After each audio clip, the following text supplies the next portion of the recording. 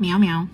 It's December 30 today in Philippine history. Jose Rizal was martyred in Bagong Bayan in 1896. Hindi po niya birthday.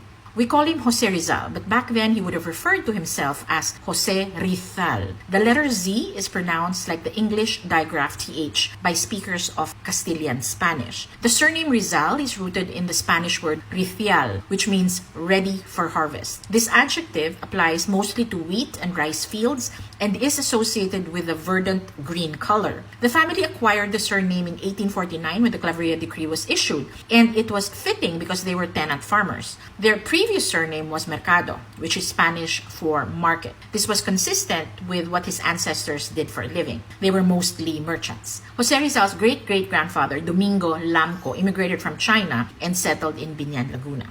According to the Jose Rizal University website, the first celebration of Rizal Day in the Philippines was held in Manila on December 30, 1898, under the sponsorship of the newly established club for the social elite called Club Filipino in what is now known as San Juan. This commemoration was pursuant to Emilio Aguinaldo's decree, where he called for a national day of mourning in memory of Rizal and other victims of Spanish tyranny. The full text of the decree appeared in the government newsletter El Heraldo de la Revolucion on Christmas Day. On December 30, 1898, Daet Camarines Norte also commemorated Rizal's heroism by unveiling the Rizal Monument, which was constructed at the expense of the townspeople. This was the first Rizal monument ever built. Jose Rizal was a writer, a patriot, a critical thinker, and a polymath, which meant he was an expert in many areas. He died at the age of 35, but his legacy has been kept alive by generations, grateful for his sacrifice and his contributions across many fields, here and abroad.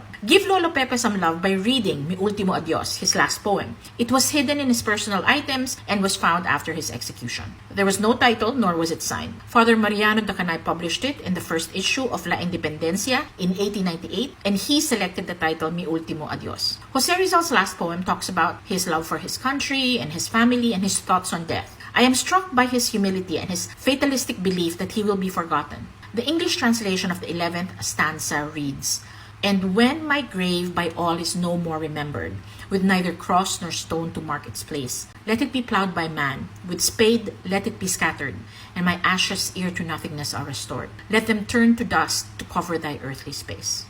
Lolo Pepe, pasensya po, hindi po namin sinunod ang habili ninyo. O, diba?